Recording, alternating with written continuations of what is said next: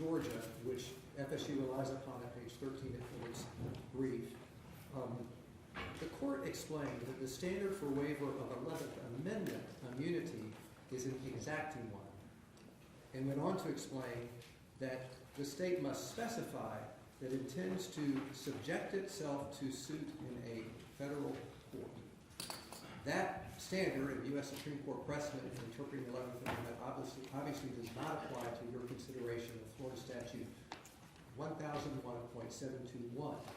And when it comes to interpreting Florida statutes, the Florida Supreme Court has been very, very clear in saying that we are a supremacy of text state, and that the words of a governing text are of paramount concern to us, and what they convey in their context is what the text means. And so looking at 1001.72.1, paren 1, it provides that Florida State, its Board of Trustees, is authorized to contract and be contracted with, to sue and be sued, and plead and be impleaded in all courts of law and equity.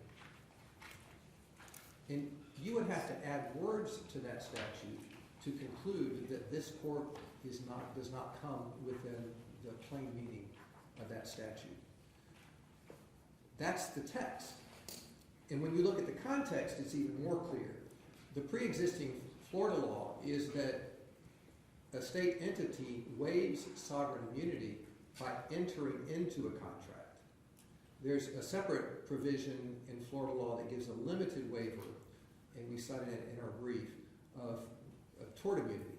With that limited waiver of tort immunity, with respect to universities, the provision provides that they have a home venue privilege and must be sued in where they have their main campus or another location where they do business and where the action arose. But it's clear that it's in Florida. But with this, the context is that by authorizing Florida states to enter into a contract, it's authorizing it to waive sovereign immunity by the act of entering in the contract. And then it goes in to explain that then it can sue and be sued and plead and be impleaded in all courts of law and equity. So that's the plain meaning of the statute, and that's the supremacy of text principle that would govern with respect to the text and the context. There's also another statute in Florida, 622.07, that provides that Florida unincorporated associations with the power to sue and be sued in this state. So if the legislature, it's just another rounding out the analysis that the legislature knew how to specify that they would be sued, subject to suit in Florida if that's what they obviously they didn't say that. All right, thank you, Mr. Lawson. Okay. John, I'm going to touch on two more points very quickly. On the breach of fiduciary duty argument under 12b-6, Florida State posits that because they cannot on their own bind the ACC, therefore there cannot be a joint venture and they owe no fiduciary obligation. But when you read the case law doesn't say it's got to be exclusive control. It says you just have to have some measure of control. And Florida State's president has been a chair of the board of directors. Florida State sits on the board of directors. Florida State's on a lot of the governing committees. As a member, Florida State has some measure of control over the ACC, and that's the necessary bridge to have this be not only a joint venture, but to establish a basic fiduciary duty. And when we're talking about basic, I mean the fiduciary duty is you cannot undermine the conference. We're not talking about the range of fiduciary duties that corporate directors have. We're simply talking about a basic fiduciary duty not to defeat the purposes of the joint venture. Let me ask you, Chapter 59B, which deals with nonprofit unincorporated associations, does not contain any provisions within it that create fiduciary duties. When you look at the other corporate governance statutes in North Carolina, and Florida State points this out, you look at Chapter 55 for corporations, 55A for non-corporation or nonprofit corporations, 57D for LLCs, 59 for partnerships. case law interpreting Chapter 59 for partnerships, they all embrace the concept of fiduciary duties in some way, shape, or form, where whether it's directors and officers owing a fiduciary duty to the corporation, or managers owing a fiduciary duty to the LLC, partners owing fiduciary duties between themselves.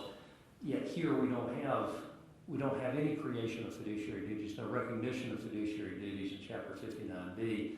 Your argument posits that, well, what we've really got with this organization is we created a joint venture, and through that device we back into the partnership law, which creates the fiduciary duties among and between the members and the association. Or am I misunderstanding? Yeah, that was mostly correct.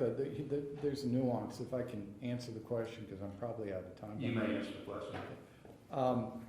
The nuance is 59B expressly contemplates that the common law will continue to apply, and that it uses a definition of an unincorporated association, which is the common law definition for joint venture.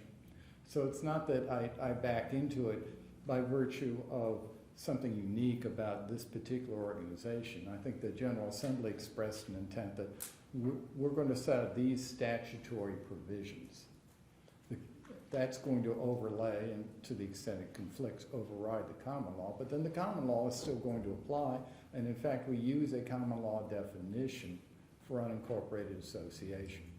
So it's not so much there's something unique about the ACC, it's that you go to the common law, you determine whether or not this is a joint venture. We believe it's a joint venture because profits are equally shared and each member exercises some measure of control. And under those circumstances, then the members owe a basic fiduciary obligation to the common enterprise, not to defeat the common enterprise.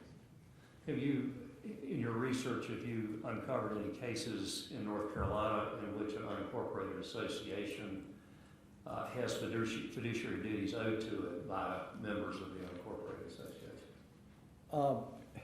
There is some. There's not a specific North Carolina case. There was a case dealing with the NAACP that we cited to the court, where they talked about the fact that the members of an association would owe fiduciary obligations to the association, not vice versa, when it's an unincorporated membership association. The problem is, as the court knows, a lot of this law came up in the age of unions, and how do you get an injunction against a union and do those other things? So no, I have not found a case that specifically says what you have posited.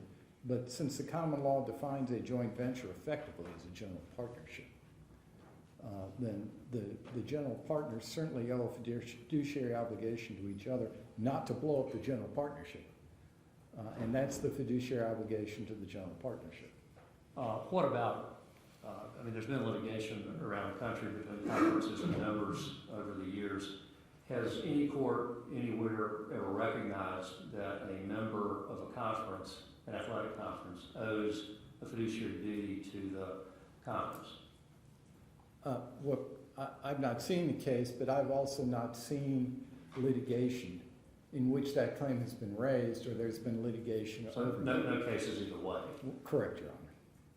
Okay. And certainly Florida State doesn't cite any cases to the contrary. So. All right. You said you had one other thing you wanted to. I was just all I was going to touch on the state issue. Go ahead. I'll let you do that. We're keeping count. Go ahead first. And I don't need to say much because I think the court laid out rather well what our argument is. The point is whether a case is first filed or not really is not one of the factors. I mean, the factors is this a North Carolina case about North Carolina issues with North Carolina evidence involving a North Carolina entity. And every case they cite involves an entity that's seeking to dodge their home jurisdiction's law or is bringing claims that aren't even governed by their law. They claim, well, we've got some defenses under Florida law. But the point is those defenses under Florida law still need to be applied in the context of a contract that is governed by North Carolina. and whether those offenses would even be valid under North Carolina contract law. And that is uniquely a determination that a North Carolina judge should make. The only other thing I wanted to add is that Well, you would argue that they also are going to be counterclaims in this case, if this case is the one that goes forward. correct, Okay. and they can bring all of those claims before the court. Yeah, they keep suggesting somehow that North Carolina is the more favorable jurisdiction. It's not that North Carolina is more favorable, it's that North Carolina is the right place where this needs to be hashed out. I mean, Lord knows I brought plenty of claims before Your Honor, and you decided them, and it hadn't gone my way. But I know you've got the grounding in North Carolina law that, like it or not, that was a fair decision. Now, I'd never admit that in my appellate brief, but that's the reality. And we're here not because this is more favorable, we're here because this is the right place to decide North Carolina issues. All right, thank you, Mr. Cooney.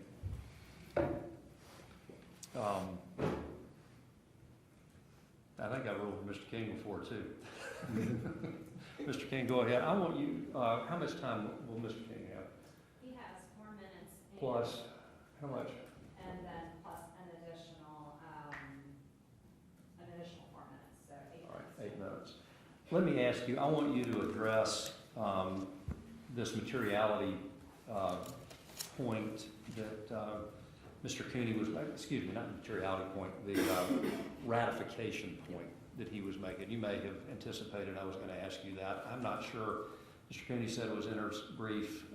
I missed it if it was in there. I didn't understand it quite the way I understood it as he articulated it. Now, you may be in the same boat, so I'd like for you to have an opportunity to respond to the idea that so long as I understand the argument, so long as Mr. Cooney's contention that these cases hold, that so long as there's an injury in fact at the time of the initiation of the lawsuit, that is, that there is standing at the time of the initiation of the lawsuit, any failure to comply with the requirements for bringing the suit that occur thereafter, that are subsequently that are attendant to the filing of the suit, but which are ratified to remove those impediments thereafter, that's permissible, and that there's not a standing problem, there's not a subject matter jurisdiction problem, that you can ratify a failure to comply with bylaws if you had standing at the time that you brought the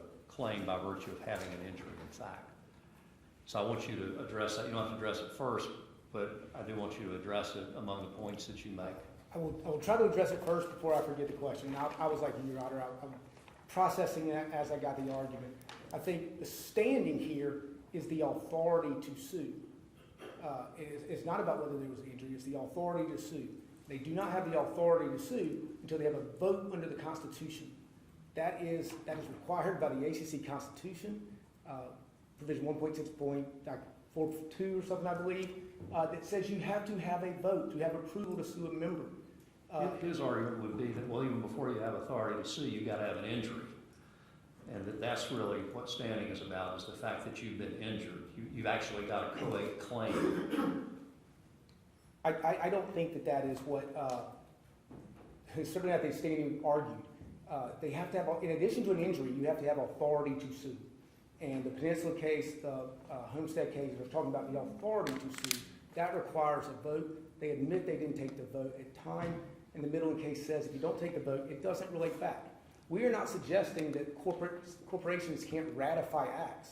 What we're saying is a corporation can't retroactively grant on Your Honor subject matter jurisdiction. And while they made the argument, they haven't cited a single case that would stand for that proposition. What about the Gow case? You and I didn't really talk very much about it. Mr. Cooney and I did. Let me have your take on Gow. I think the Gow case. We did talk about it. Yeah, the Gow case finds that these only related to the second amended counterclaims. The first amended counterclaims, it was immaterial because there was no competing action, because there was already a lawsuit pending in the court, and so the court didn't find any retroactive standing. It didn't even address the issue. Basically, the ratification only went one way. The ratification went, they had a vote to approve the second amended complaint. That ratified that. There was no discussion about whether that would relate back. I think, as I understand Mr. Cooney's point on that, is that, well, in that case, there was an injury in fact as of the time of the initiation of the litigation, as of the filing of the first counterclaim, as of the timing of the second counterclaim, and all the second counterclaim did was to fix the procedural error that had occurred. And that doesn't really get into standing in the way we think about it when we think in terms of injury in fact. I would say it doesn't get into standing at all. It certainly doesn't talk about retroactivity of standing. I mean, it says you didn't comply with the bylaws, you then did comply with the bylaws, you filed a new claim. As of the date of that new claim, it has been ratified, you've complied with the bylaws. It doesn't say that goes back to the first, to the first original complaint. It just doesn't say that. All right. The other big point on this, I think, relates is there was no ratification here. You can read through President Ryan's affidavit. There is the word for ratification of the initiation of the litigation. The word initiation does not appear in this affidavit. The word ratification does not appear in this affidavit. That is not what they did. They approved the filing of an amended complaint that was inclusive of the claims, but it did not ratify the ACC's decision in the first instance to sue Florida State. For the rebuttal points, I'll move on with the courts. Yeah, sure. I think the most important thing that was said was, Mr. Cooney said that the ESPN agreements are the most important contracts to the ACC. They've also alleged the grant of rights were necessary to those ESPN agreements under that's the whole premise of their case. And they say that in paragraph 127, what they're asking this court to do in the original complaint is enter a declaration by this court that the grants of rights and amended grants of rights are valid and binding contracts supported by good and adequate consideration, and that the conference is and will remain the owner of those rights transferred by Florida State under the grant of rights through June 30, 2036. That's 20 years. There were hundreds of millions of dollars that's identified for the most important contracts. And you have to look, as their argument suggested, to the ESPN agreements in order to analyze this case and to make a decision. And those ESPN agreements are by definition material media rights agreements. And so I think the idea that this lawsuit is somehow not material is not well founded, and I don't believe the court should give any deference to the ACC's determination or interpretation of its constitution. The Constitution was for the benefit of the members, and I think they got it turned backwards.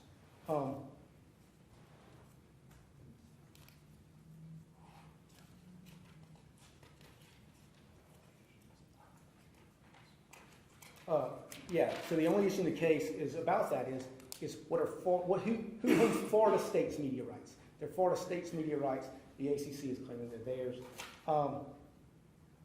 I think I would just touch briefly again. He said that we made a lot of reference to the ACC, this being their preferred forum. Obviously, Your Honor, I've been in front of you a lot. We know we'll get a fairly officiated game here, but litigants do prefer to have suits in their home field. I haven't taken offense anybody's arguments about preferred forums. Yeah, and I think the race to the courthouse shows that the ACC wants to be in North Carolina, and for whatever strategic benefit they believe that may be. I think what it comes down to, the last thing is, this court, you cannot get over the question of subject matter jurisdiction. No vote was taken. This litigation is clearly material. It concerns material media rights that belong to Florida State. And so if you don't have subject matter jurisdiction, obviously the original complaint is a nullity and should be dismissed. But if you're going to accept the ratification that did not occur, at a minimum they wouldn't have standing until that vote on January 12th, until the filing of their amended complaint on January 17th. All right, thank you, Mr. King. Did Mr. Cooney have any time left? We had 1 minute and 28 seconds. All I right. thought I'd been over my time. I thought you'd given me extra time. Oh, I think I did. And you now have 1:28. Oh, okay. No. Oh, Mr. King had 1:28. I'm sorry. So Mr. Cooney used up his time. Well, I'm going to ask Mr. Cooney, and I'll give you a chance to respond to what he said. But one of the arguments that Mr. King just made was the argument that what happened on January 17th, or whatever the day in January when the ACC board authorized the initiation of or the filing of the First Amendment complaint, that was not a ratification because it did not ratify the filing of the complaint. Rather, what it did was to approve the filing of a complaint that contained the same claims that were in the initial complaint. If you comment on that. Yeah, that's just not correct. You don't need to have, I mean, he wants some magic words, you know, that somehow they've got to find that, well, you know, to the extent it was material litigation, we ratify the action. What they did is, and very specifically, and I think the declaration is probably the best evidence of that, but what they ratified was the filing of the claims in the amended complaint, inclusive of the claims in the original complaint. In other words, they're aware of the original complaint, they considered those claims, they wanted those claims to continue as part of the filing of the amended complaint. They approved the filing of those claims as they had been expressed in the original complaint. And that's ratification. You don't need to use the magic word ratification. It was an approval of those initial claims. And the only way you can prove those initial claims is by, I mean, why are you approving them other than to say they can be filed? And they were appropriate to be filed on behalf of the organization, and we're filing them again. And I do have to say on that related matter, I guess, and perhaps I'm the one that caused this when I you know, articulated a little more clearly what the difference is along the spectrum of standing. So I get that, but you know, Gao seems to me to be fairly clear, you know, because in Gao they not only authorized the filing of the Second Amended counterclaims, but the First Amendment counterclaims and the counterclaims itself. I mean, they wrapped them all together, as he says in that second. And what Judge Robinson said fairly clearly is, you know, once you ratify, it really doesn't make any difference what happened at the beginning. And again, that's consistent with what the North Carolina Court of Appeals forecast in Willowmere, when they said there's no standing and we've not been presented with any evidence of ratification. All right, thank you, Mr. Cooney. Mr. King, any response to that? Yeah, I would just say, Your Honor, it's not magic words. The Constitution requires a vote for the initiation of litigation. And so if you want to ratify that, you would have to have a vote as to whether the initiation of the litigation was proper. If you look at paragraph 10 of his affidavit, the word initiation is not in there. He says he presides over a meeting of the Board of Directors where they unanimously approved to file the amended complaint inclusive of the original claims for relief filed on December 1, 2023. I would say, you know, the vote was, we're in this mess now, and we're okay with the next step, filing the amended complaint, at best.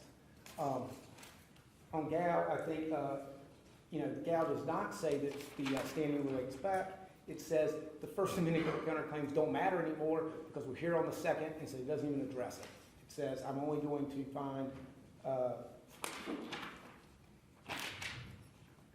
the argument against standing fails as to, quote, Sonova U.S.'s second amended counterclaims. It doesn't mention the others. Thank you. All right, thank you, Mr. King.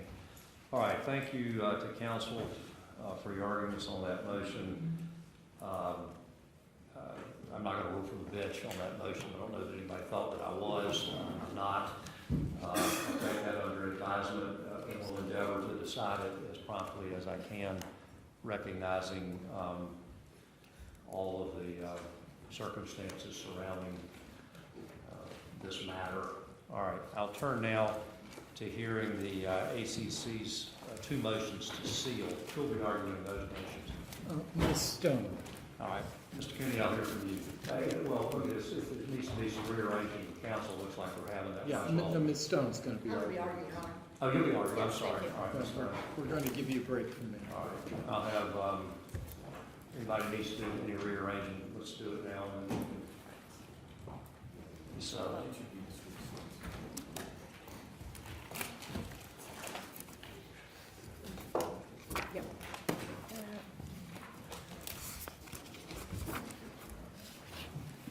and I'm ready when you are. Right.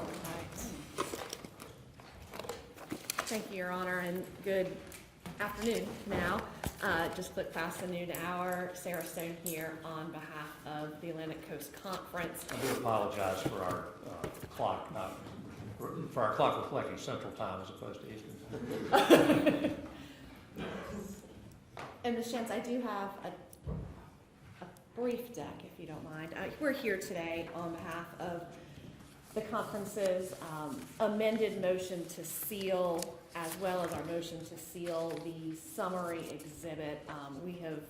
The parties, including the non-party ESPN, have all submitted extensive briefing regarding sealing in this matter. This motion pertains to, and I'm going to quickly walk the court through the materials subject to our motion to seal, but I want to start off by framing it as it is all narrowly related to information coming from the media agreements between the conference and ESPN. We heard a lot in the prior motion about the grant of rights. The grant of rights is not under seal. It has been publicly filed. There's also a claim in the ACC's amended complaint for breach of confidentiality. The confidentiality provision, we obtained permission with ESPN, and that has been also publicly filed from the agreement. However, in our complaint, in an effort to present the court with a well-pleaded complaint to give the defendant, Florida State, notice of the information that we claim is important to support our various claims, we have attempted to judiciously redact either in the complaint itself or place under seal very narrow portions of the 2012 amendment to the ACC's 2010 agreement related to the grant of rights, as well as the warranty provision from the 2016 amended and restated multimedia agreement and the 2016 network agreement. So those are the key items at issue. Again, just to run them through very quickly, because I always appreciate a checklist. It is ECF 2 and 2.3, 5, and 6, which is the original complaint and the 3 excerpts from the agreements between the ACC and ESPN. In ECF 11, which is our amended complaint. Yes, sir. I was just going to say, I've got the PowerPoint. Perfect. If you just want We'll just walk through it and scroll all those down, I can read them. And we will do it. And the nice thing is in ECF 11 and 2, those 3 are the same. So these are not additional exhibits that we're looking for, as well as our summary chart that we submitted in connection with our reply in support of this motion to seal to attempt to make this request easier for the court. I want to just take a moment to talk about what we are not arguing about right now in our motion to seal. In the briefing in this motion to seal, there's been a number of claims that have been raised by Florida State about the confidentiality provision, about whether or not these are public records, about whether or not these are trade secrets. And we posit that for purposes of the motion to seal under well-established precedent by the business court here, those are actually not the right questions before the court right now. Obviously, the merits of our breach of confidentiality claim will be vetted out through the process of this court. They have alleged that they believe these are public records in the state of Florida. We do not need to get into the detailed analysis of whether or not these are public records. I think it's significant to point that Florida State points to not a single occasion in which any of the media agreements that apply to the I did a quick count, 230 public universities in the NCAA Division I have ever been treated as a public record and released. We have done we have looked, we have not been able to find a single occasion. Looking specifically at the law in Florida, Florida is home to 3 universities in what we refer to as the Power 5 conferences, obviously Florida State and the ACC, University of Florida and the SEC, and University of Central Florida in the Big 12. We have not been able to find a single instance, nor has Florida State been able to point to one, where their media agreements have ever been released as public records requests. The ACC has never been treated as a public institution in Florida. Indeed, turning to North Carolina law, likewise, there are no situations we've been able to find in which one of the member universities of the ACC has ever received and produced these media agreements. Simply put, when you walk through the analysis, there are multiple universities subject to very similar agreements between their athletic conference and their media partner, and those simply are just not viewed as public records. And even if they were public records, we contend you would then have to jump through the analysis of whether or not they are trade secrets under either Florida or North Carolina law. We have submitted, and ESPN will also present you information regarding how these items are viewed by the parties, how they are protected, limited in scope, and more significantly, the competitive harm that would be caused should these agreements be released, which we contend would meet the definition of trade secrets. However, we don't have to cross that bridge today. And you're going to tell me, because Florida State wants me to make those decisions. Florida Yes. State says that they're subject to the public records laws, that the trade secrets exception does not apply under either of the state statutes that we're operating under. And I think, you know, they feel like I do have an obligation to make a decision about whether or not the public records laws of these two states apply and whether or not the exemption applies. You're telling me I don't need to decide it, but you're not telling me yet why What I you don't do- have to decide it. So I want you to go ahead and tell me that. Correct. It's because the question before the court here, right, at this stage in this litigation, when we're looking at the materials the ACC is seeking to seal, is would the harm from disclosure be greater than the public interest? We are unable to find a situation in which, simply because a party could argue in a context where a record is not found, has not been subjected to a public records request, where a court has refused to seal such information. The analysis is whether or not harm from releasing this information is greater than the public interest, and we contend we've submitted evidence, and ESPN, our media partner and co-signee of these agreements, has also submitted similar information showing that the release of these provisions, which are limited to the historical financials, prospective financials, and some very limited provisions, material terms in the agreements, that release of those would cause competitive harm to both the conference as well as to ESPN, its media partner. Well, as I understand Florida State's argument, it's they don't really engage with the idea of disclosure causing competitive harm. And ACC spends a lot of time in the briefing about, as well as ESPN, about how valuable these contracts are, how important their confidentiality is, why it would be devastating to each if a broad disclosure was made, as Florida State is seeking that would be made here.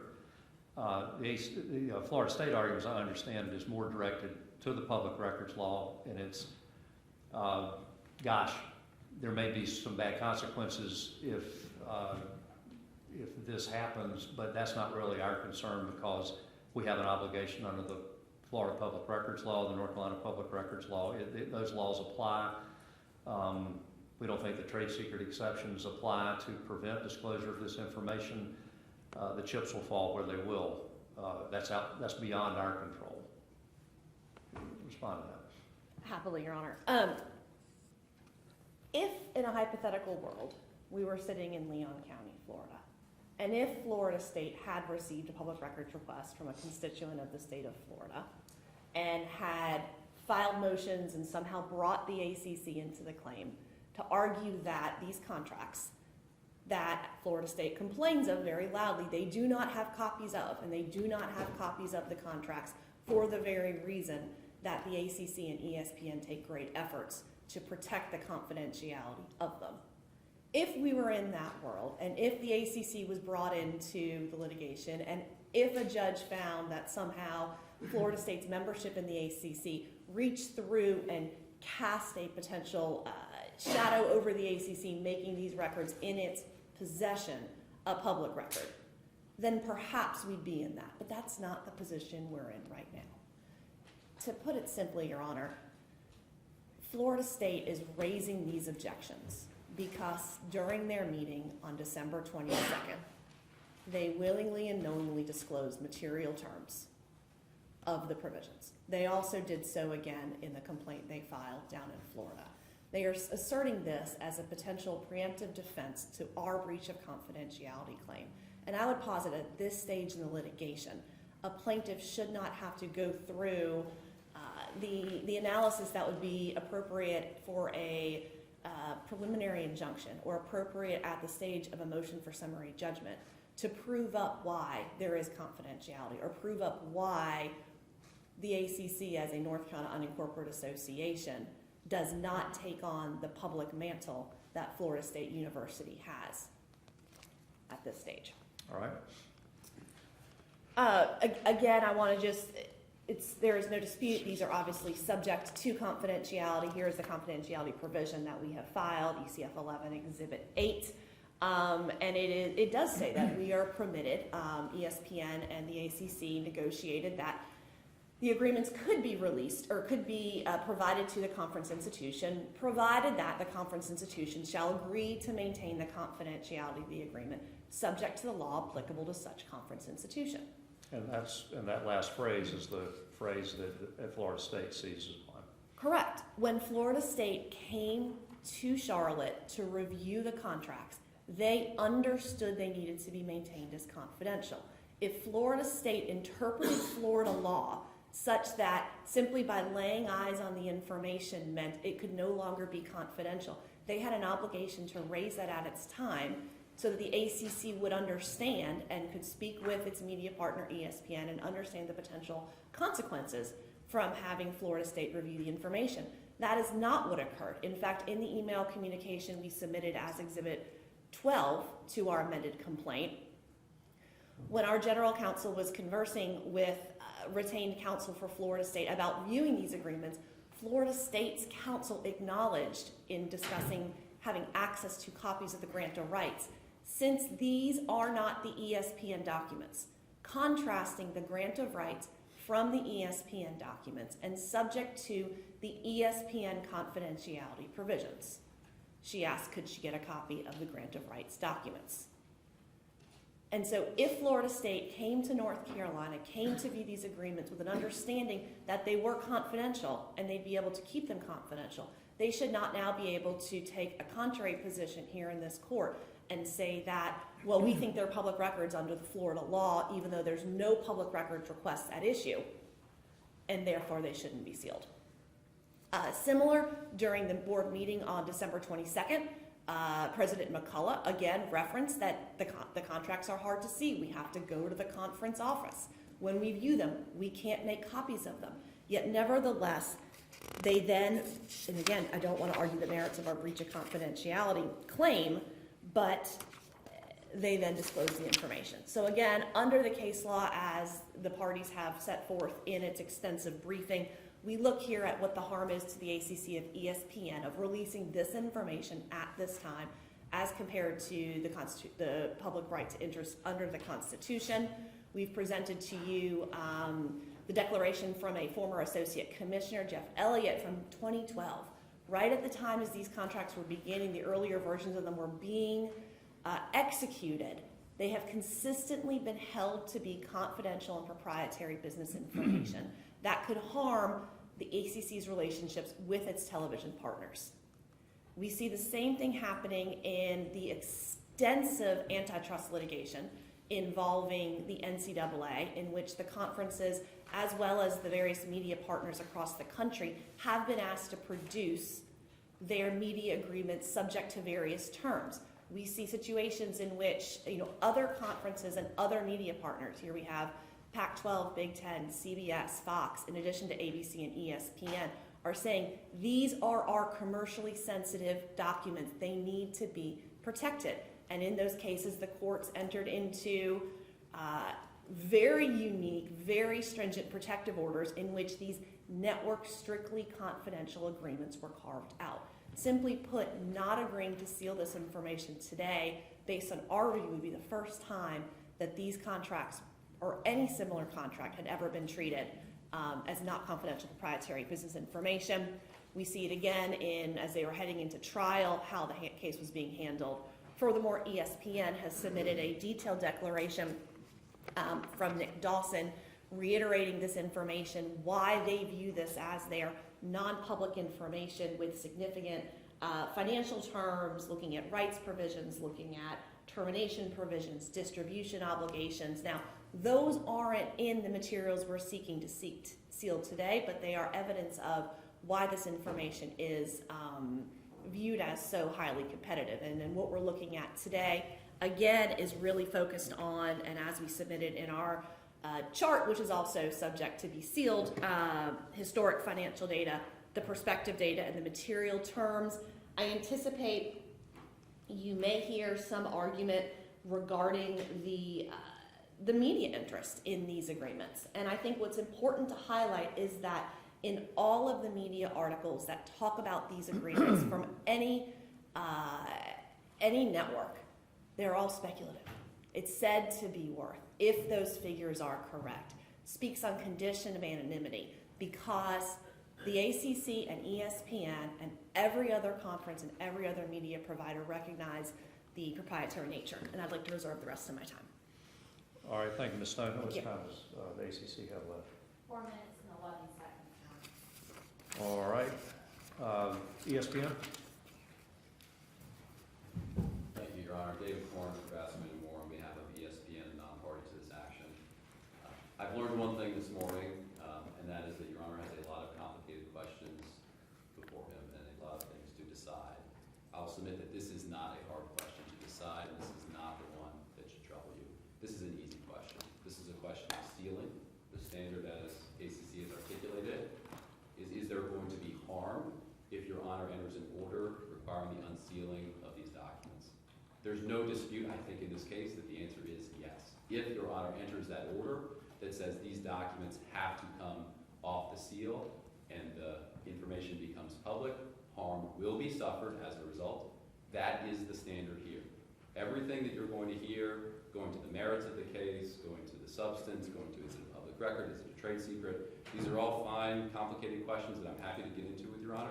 They're not for today, because I agree with the ACC.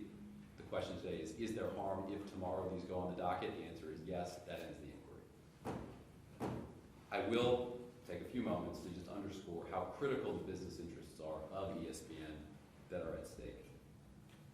ESPN's business is obtaining these types of agreements. That's what we do. We have a television network, we have employees. It's all built primarily on live sports. Live sports is built on these rights agreements. These rights agreements are negotiated on an ongoing basis. Every year, every couple of years, every rights holder, we are constantly renegotiating this deal and that deal and this other deal. The substance of those agreements, the terms of those agreements, are critical to every renegotiation. It's the monetary component, but there's lots of non-monetary components. What the warranties are, what the representations are, what the promises are, what the agreements are.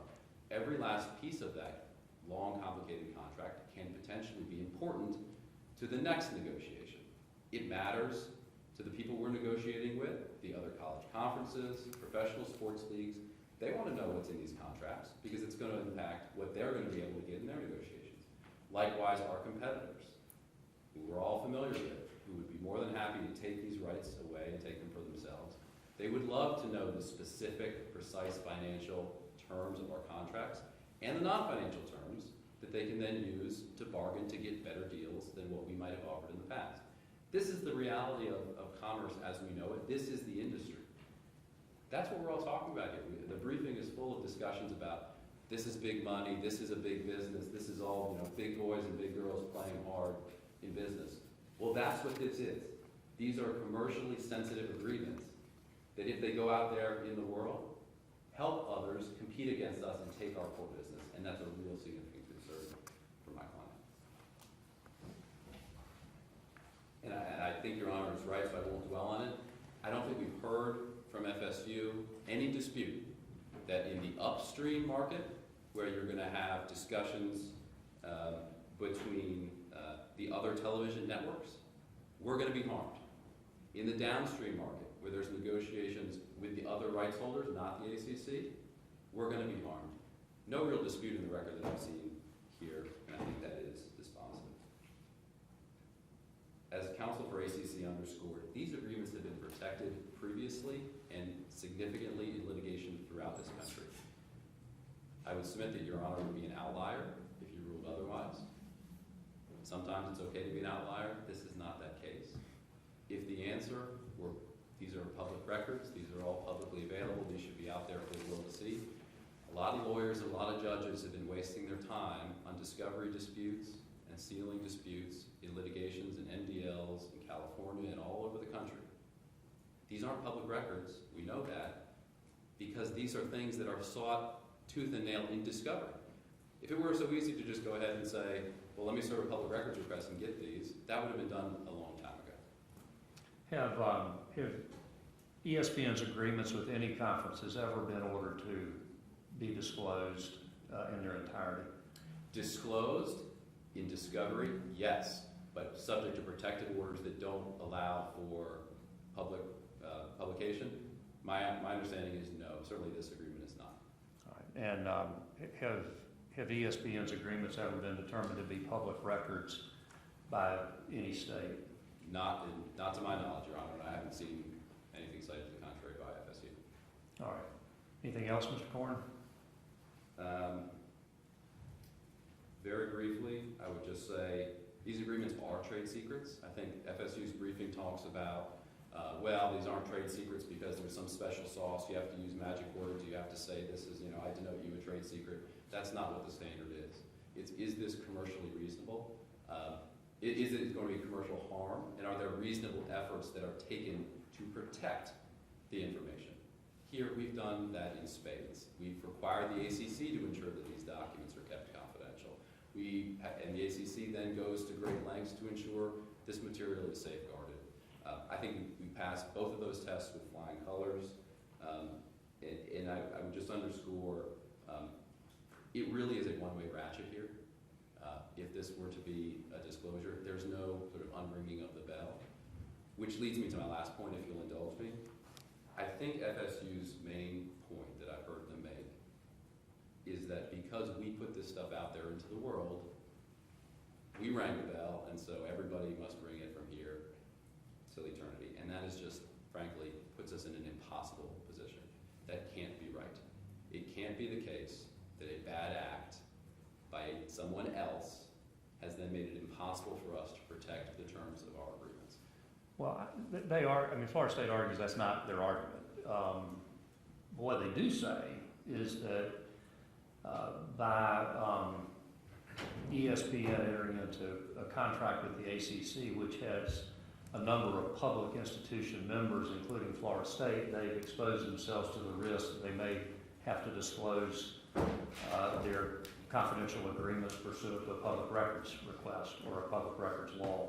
Respond to that. I think of this as you shouldn't have trusted us, Arthur, because there are ample provisions in the ESPN agreements that say this will be kept confidential by the ACC and the member institutions. If we weren't able to trust that, then what can we really do here? And it's not just that was signed and then the agreement went out into the world and nobody's done anything to protect it. We've heard all day today about how lawyers for the FSU had to go to the ACC's offices and abide by very strict confidentiality rules in doing so. And so it is not the case that we somehow, this is our risk of dealing with the FSUs of the world. You know that this is going to be all out there in the world. That is absolutely not the case. And we know that's not the case because for years and years and years, every other court to consider this issue has made sure that this information stays safeguarded. All right. Thank you, Mr. Corn. All right, Mr. Lamb, it looks like you're in It's up to bat. It's my turn, Your Honor, but Ms. Shantz, I have a presentation too, please.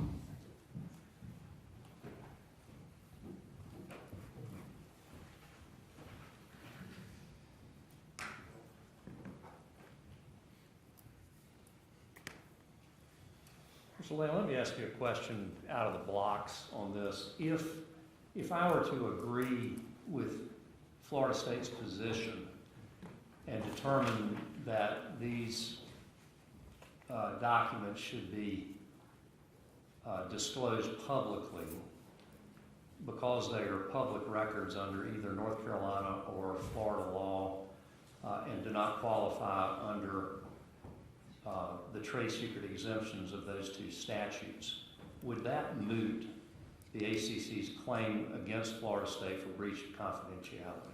I don't think their confidentiality obligation. I don't think so, Your Honor, and I was gonna address, we're not seeking a dispositive, it's not a dispositive motion, just by opposing this, we're not asking for dispositive relief. If the ACC wishes to still maintain its claim that we breached some confidentiality obligation for some contract that we weren't a party to and can prove damages, fine. We believe we've got defenses to that will prevail on, but it does.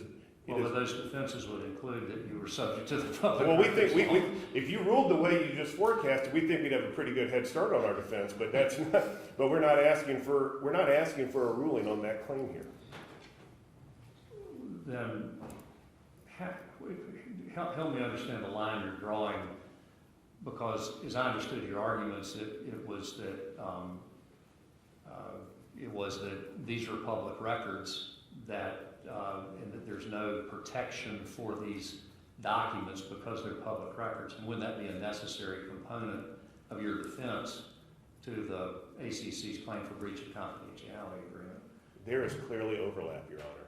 If you listen to the ACC, they want you to put blinders on and ignore the public records laws of 7 states in which 9 public ACC institutions are located. Well, I don't think they're telling me to ignore it. I think they're telling me that I need to reserve ruling on that until we have an adjudication on the merits concerning their breach of contract claim that's based on confidentiality. Well, we're saying you have to consider them, because the only way to evaluate this, as Ms. Stone characterized it, the very, very limited and very narrow information that has been provided to the court, we believe, our position is that it would be improper for the court to seal something that would constitute, or that does constitute, a public record. And so we believe the court has to evaluate that and has to look at that question in order to reach a determination on their relief. Now, the ACC, I think they're trying to downplay this motion. This is, Your Honor, it's a formality. They do this all the time. They do this everywhere. Well, they've got a burden to carry, and the burden requires them to show with specificity what, if any, information warrants to be sealed and kept secret from the public, when our laws say that generally our courts are open, and this is the property of the people. And so we submit you have to look at that. And if I might then just address, because I'm going to go into all that, but they talked a lot about harm and said we didn't talk about harm. We heard about 30 minutes, and we've seen 4 briefs about how these are textbook trade secrets, the public disclosure of which would cripple ESPN, essentially. Your Honor, to be clear, the agreements we're talking about are 14 years and 8 years old, respectively. And in today's media rights environment, The parties are still operating under those agreements. They are, but I mean, the Coke formula was developed over 100 years ago, and it still retains its trade secret capacity, its characteristics, right? I mean, well, we would submit Coke has done a better job with their reasonable efforts. But in today's media rights environment, which even the ACC says is ever changing, we would say these agreements are not trade secrets, they are relics. Because in October 2022, ESPN reported on its own deal with the Big 12 that they were signing a 6-year, $2.28 billion extension, increasing the value to $380 million starting in 2025. And even in Clemson's lawsuit against the ACC filed on Tuesday, they note that in 2020, the SEC entered into a 10-year deal that starts this year until 2034 worth $3 billion. The Big Ten has a 7-year deal reported to be $7 billion. And the point there is that these much more recent and current terms of media rights agreements, including one involving ESPN, not only dwarf the amounts that have already been publicly reported about the ESPN agreements with ACC, but they undermine, we would say, the arguments that we've just heard that declining to seal these would somehow put ESPN and the ACC at a competitive disadvantage. But the ACC point is that these are unconfirmed numbers. I mean, you can look at what you've got up on the screen now from the Clemson complaint, and it's a reported estimated value of $3 billion. and then the Big Ten's deal is reportedly worth more. What they are saying is that people, the press, may report what they think they have determined through their investigative efforts as the value of the ACC's deals, the terms of their agreements, but by requiring that they be publicly disclosed, then there becomes confirmation of that information, and that would be what would be harmful. Well, to that point, we would disagree that anonymity equals speculation. I think we all know how this works. Those reporters are not going down to the 7-Eleven and asking, hey, Joe, what do you think that deal is worth? They are talking to a source who has provided the information on background or whatever it is. There's also never been anything refuting these reports. So the point is, though, the numbers are out there. The financial terms are out there.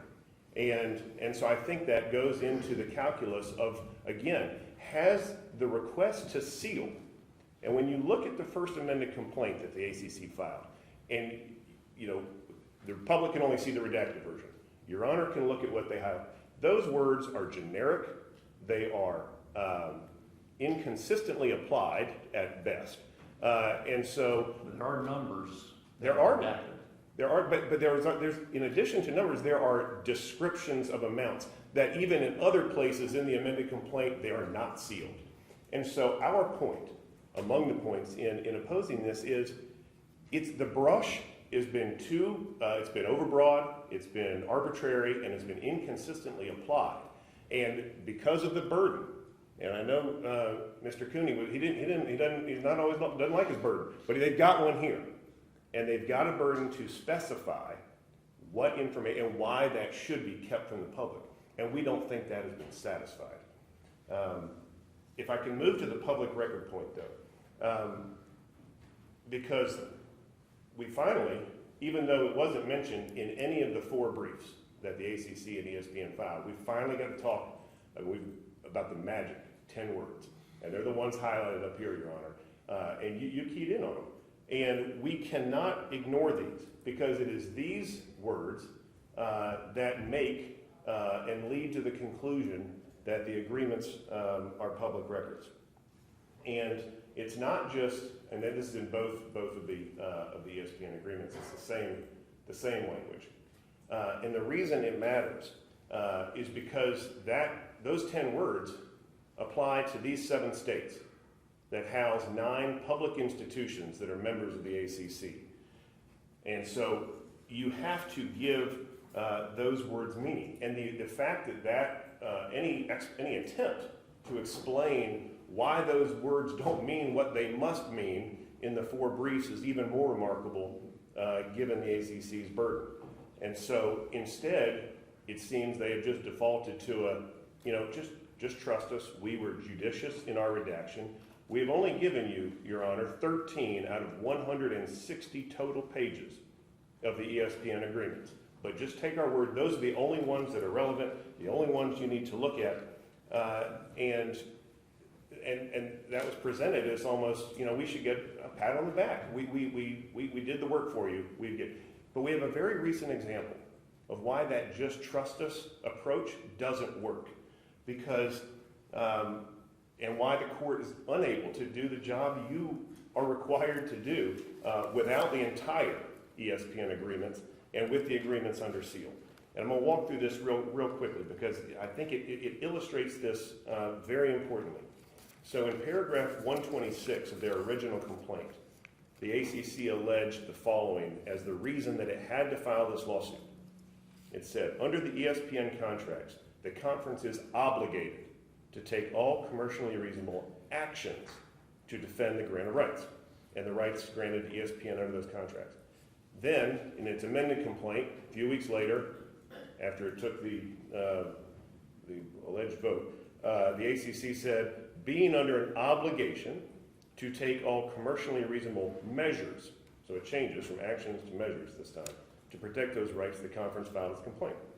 But then in its SIR reply, just filed on Monday in response to our motion to dismiss, as purported justification for why it didn't get the 2/3 vote required by the Constitution, which we already talked about, we got the declaration of James Ryan, the president of the University of Virginia.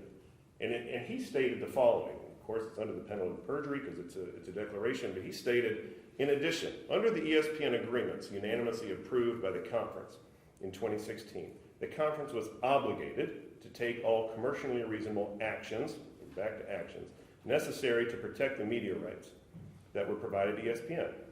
This contractual obligation and pre-existing authorization in combination with the limited nature of the lawsuit led me to conclude we didn't need a vote.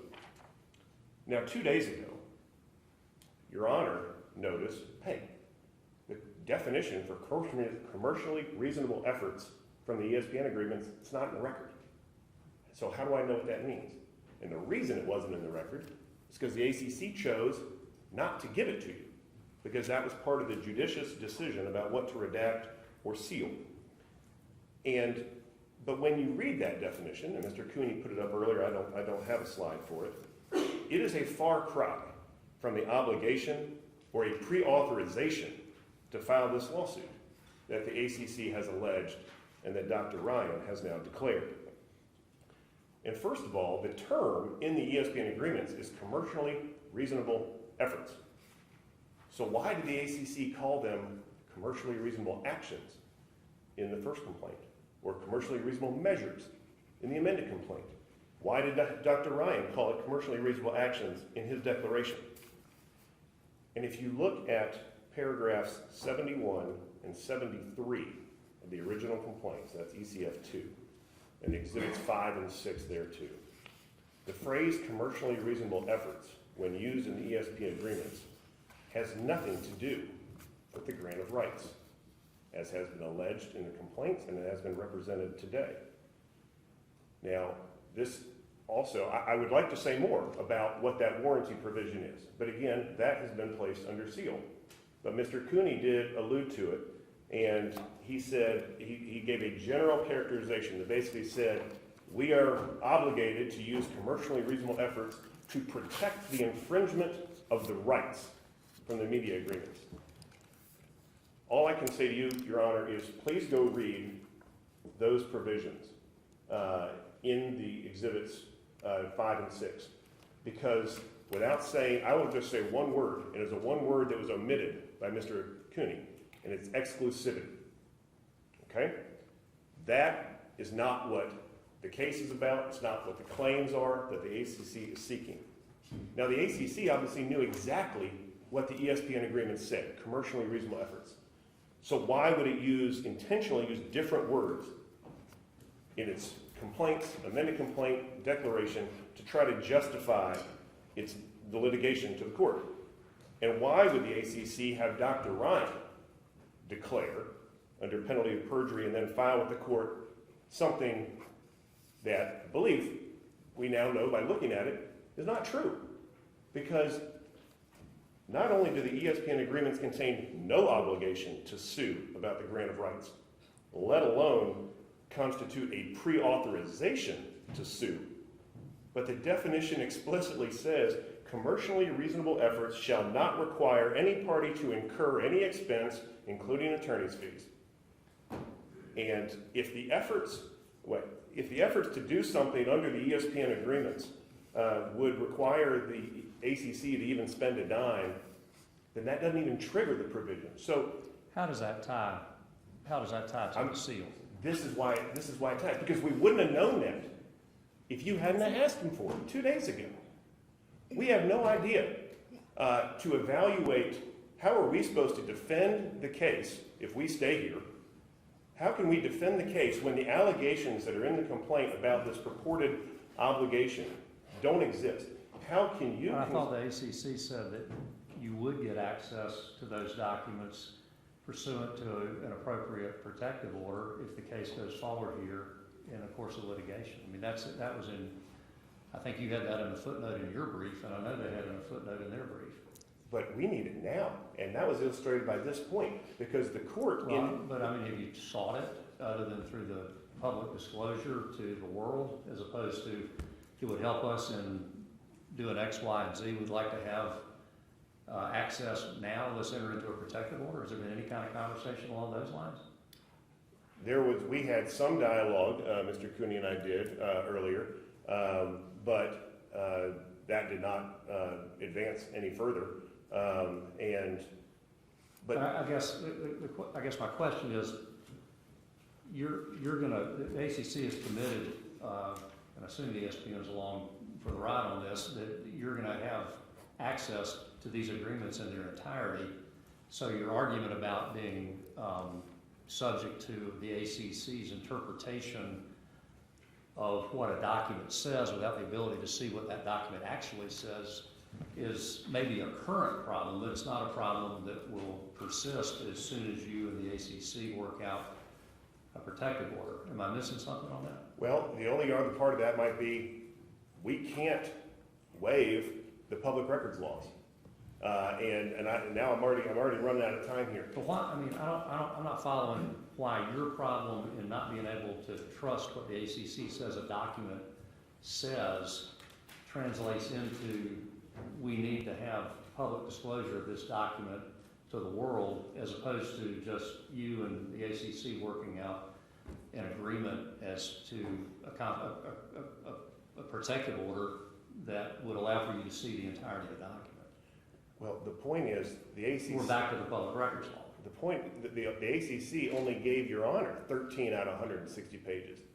And part of our motion is that there is no subject matter jurisdiction because it wasn't on it. And then you only asked for one definition out of 160 pages. What else is there that might allow you to consider the arguments that the parties have just made in the 2 hours earlier this morning? So the point is, it doesn't comply with their burden to specify what in those. They just said we're only going to give you part of it. So I'm mindful of my time, and let me just try to address some of the other points. One is whether the court were to believe that Florida State was a party to the ESPN agreements or not. The conclusion is the same. ESPN says we and the other members are bound by this agreement.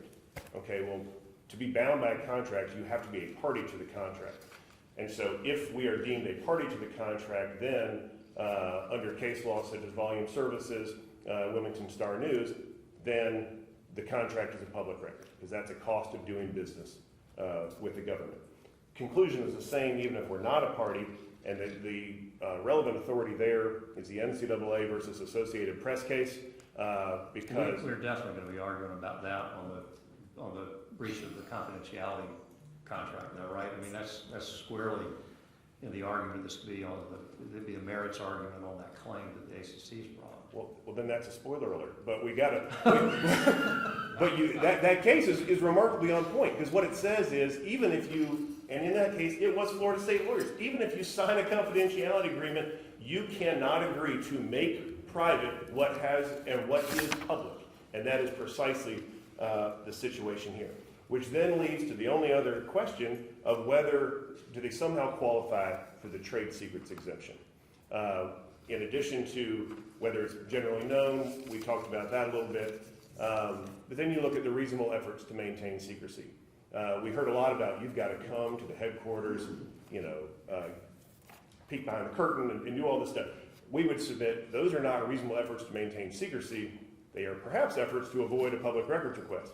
And the fact that nobody's found one, or that they've also not found an example where one was denied on the basis of that. So maybe this is a case of first impression. It's the first time that these agreements have been litigated over between a conference and a member. And so that's why some of these issues have not yet come to a head. And I guess that raises the starting point that Ms. Stone has, which is this really isn't the proper procedural posture for the court to be deciding an issue of first impression concerning the public records law of either Florida or North Carolina. I mean, we're in the context of a motion to seal. She articulated that if we're going to really tee this issue up, it needs to be one that flows from the public records law. A public records request is made, a resistance is based on X, and then the parties litigate that. What do you say about the procedural argument she makes? One, this is not a public records request. The point is, if the documents. Well, that's the point. She says that the proper forum for a decision on the public Well, records law. if that was the answer, and we just ignored that and parked it because there hadn't been a public records request, then arguably there is something being sealed, which we would submit shouldn't be sealed. And so, Well, they argue, the ACC argues that Florida State this is only a recently found position, that Florida State has, they've been aware of these agreements, they've reviewed these agreements, but they never have ever made any effort at trying to raise the flag and say, nope. This is a public record and we need to, they need to be disclosed. Yeah, we It's don't- only we don't- in the context of this litigation. We don't go around sua sponte just throwing out, you have a public record, you have a book. This is the first time it's come to a head. It's the first time it's come to a head, and so we think that's why the posture is different. It's also different from those other cases in California and North Carolina that were cited. Those were third-party subpoenas where nobody was contesting whether they were trade secrets. Here, we are obviously challenging that. And let me just make one point on the reasonable efforts. It is today, 90 days have passed since Florida State publicly filed a complaint in Florida that is supposedly, if you listen to them, littered with trade secrets, and they've done nothing. No single step by either the ACC or ESPN, who says we monitor litigation around the country and we intervene when we need to, and nobody's done a thing to try to do that. So whether it's the toothpaste out of the tube, or the cat out of the bag, or the bell having been rung, the Lynx legal case from this court tells us that courts do not make private what has thus become public. And so we think that also must be factored into the lack of reasonable efforts. If the court were to say, you know what, I'm going to seal these now at this stage of the litigation, then we just ask the order of the ACC give you the entire documents so that then the proper analysis can be done to walk provision by provision to make sure that in fact the sealing is narrowly tailored, which we would submit it is not, and particularly in the First Amendment complaint it is not.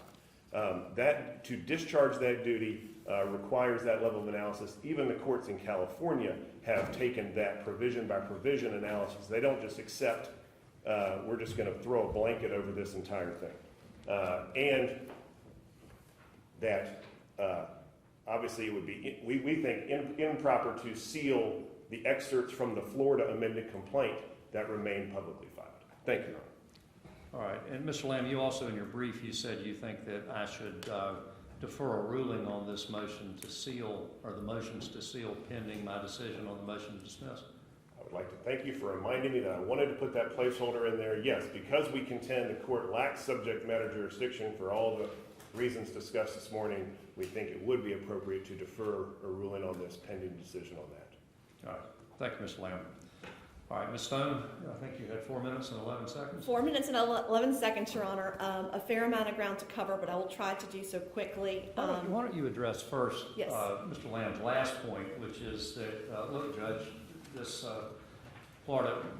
the Florida lawsuit has got a lot of the same information on file, and the ACC and ESPN have not done anything to try to seal it. Yeah. This feels a bit like the arsonist who's complaining that we took too long to call the fire department.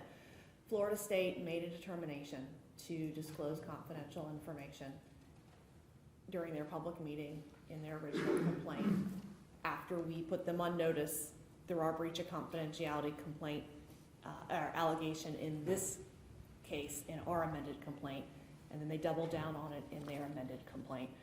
Frankly, Your Honor, we have But you're trying to weigh. seeking to seal allegations, descriptions of documents in your Correct. complaint here. There apparently is actual disclosure of information there. Why have you not moved to seal it? Frankly, Your Honor, like I said, we cannot unring the bell in Florida. We believe that going into the Florida court and highlighting for everyone the allegations in their complaint that we contend are the proprietary information, and that could be harmful, would likely on balance do more harm than good for the conference. And It so would provide confirmation. a confirmation and really highlight, because as you said, most of what we see in the media is speculation. It's allegations. And so we believe that trying to go down there and to really kind of highlight it and submit it to the court, that could potentially cause more harm. We have an obligation to protect the confidentiality of these agreements. We are taking every appropriate step in this court to do so. Why would I seal the allegations in the Florida, that is the 12 pages of allegations in the Florida litigation that are public there, but you want it sealed here? Is really the goal there to make the effort so that you can resist any kind of contention that you haven't taken reasonable efforts, but that, what would be the reason for me to seal material that's going to be public, or is public, and has been public since December? Certainly. Well, so the specific pages that we have filed with this court as evidence of, to support our breach of confidentiality claim, those specific pages are not broadly known, right? So the public knows that there are certain pages within the Florida state's Florida complaint that we contend contain our confidential information. We have not highlighted what those are. However, we are seeking to seal those because we filed them as supportive allegations for our complaint. And so we believe it's appropriate. So it would be in the same vein of, if you move down there to seal those 12 pages, you would be confirming to the world that those are the 12 pages that contain accurate information. You move to seal them here, and all that's under seal, so the 12 pages are not disclosed to the public. Correct. All right. And so we're just taking an attempt, we are trying to plead a well-pled amended complaint highlighting the breach of confidentiality that Florida State undertook during their December 22nd board meeting and subsequent Florida court filing. In order to support that claim, we excerpted out some of the most significant violations there. And I'm sorry, Ms. Shantz, that was a blank one. Thank you. Just to hit on a couple of points, this court all the time in breach of employment agreement and trade secret cases at this stage is dealing with a situation in which the plaintiff believes its information is confidential. The defendant does not. In those contexts, it is appropriate to seal because, again, we're looking at the balancing test of harm versus the public interest. Regarding the information you have before you in this court, we have read numerous opinions from this court that ask us not to submit an entire contract if we don't need to submit an entire contract. And those are what our efforts were, Your Honor, is to simply submit the provisions as they relate directly to our allegations in the amended complaint. A lot of effort is spent looking at sort of the totality of the dollars.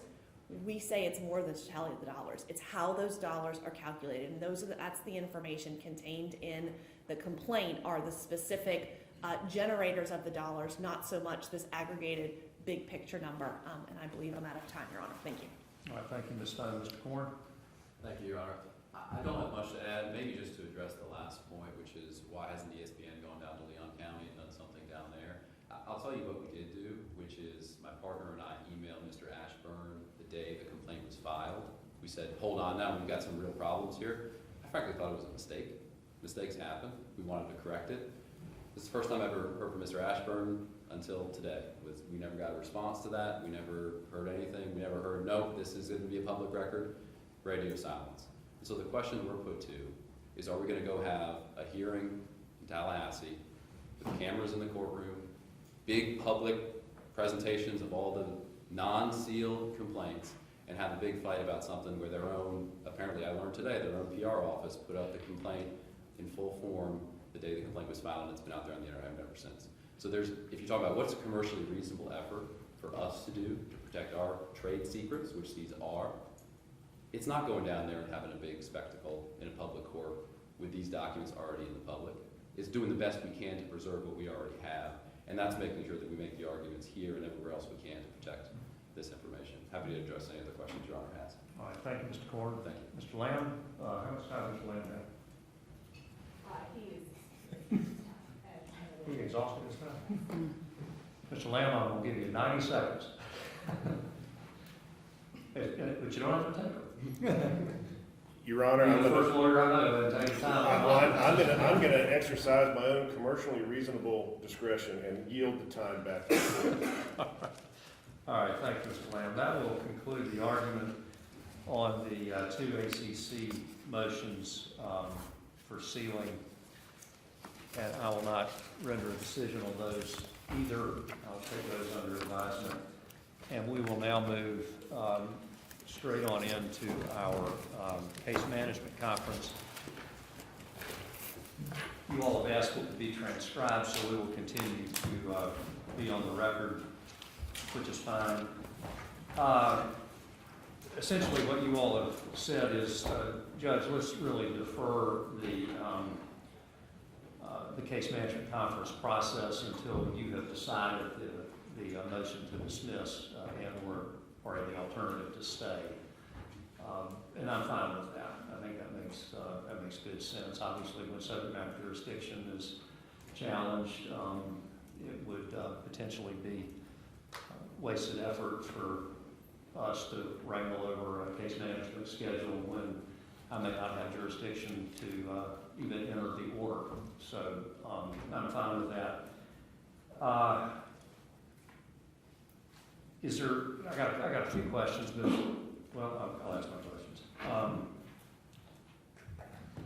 I do think I'm going to enter an order that sort of, if you've seen one of my prior case management orders, it provides some information about ground rules, who's who, that kind of thing. It's not going to set any kind of schedule. It's not going to be a binding thing, more of an advisory type thing. So I think I will issue an interim case management order.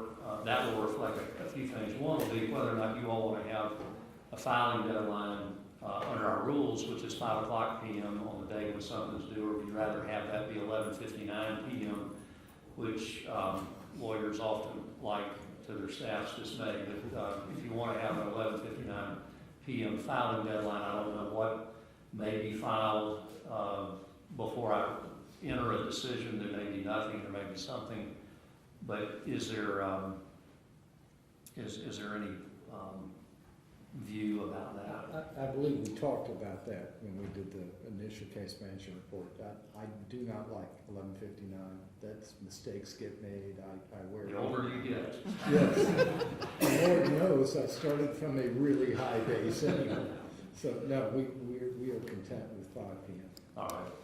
So that's uniform. Yes, Your Honor. Okay. All right. Early mornings then. All right. Anything that any of the parties want to raise with me now? You all estimated 15, 30 minutes. It looked ambitious to me, but I thought I would give you the benefit of the doubt and listen to you. So anything from the plaintiff? Nothing, Your Honor. We estimated 15 to 30 minutes because we also know how active Your Honor can be on these conferences, and we wanted to make sure there was plenty of time in case you had things you wanted to tell us. All right.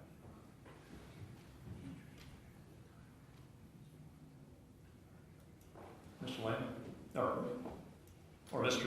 whoever wishes to speak. This is like the old to tell the truth thing. I think we're in agreement. We can dispense with the estimate of time. All right.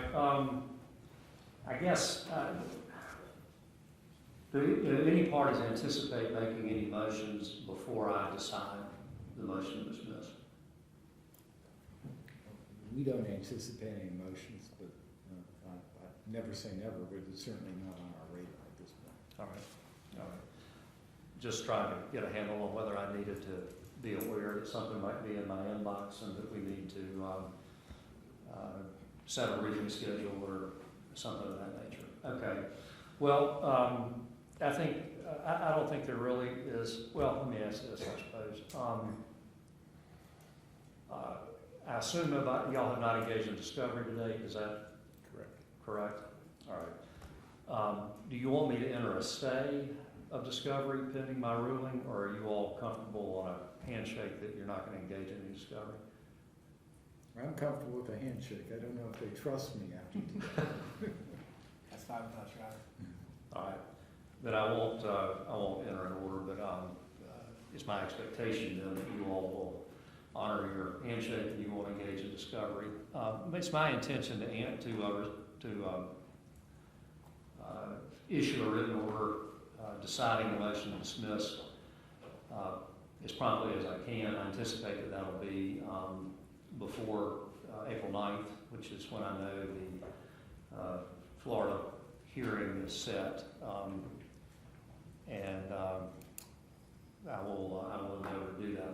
I believe that I will be able to do that. So that's my intention, is to enter a written ruling prior to April 9.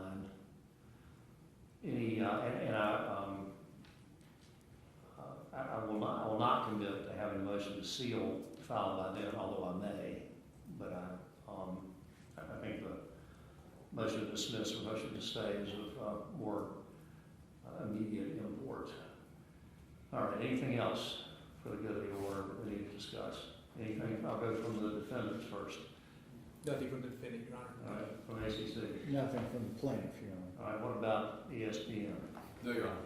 All right, well, thank you very much. I appreciate everybody's good work today. These were enlightening arguments. I feel that you've all given me much to think about. Very well presented. Deputy Roberson will be adjourned, signing die. All rise. Yes, it's on the Supreme Court for the 26th Judicial District of the State of North Carolina. That says adjourned, signing die. You have to save the state and it's on the court. Thanks, sir. Appreciate it. Thank you, Judge. Good to see you. Good to see you. Lamb. Thank you, Ms. Judge. Stone. Good to see you.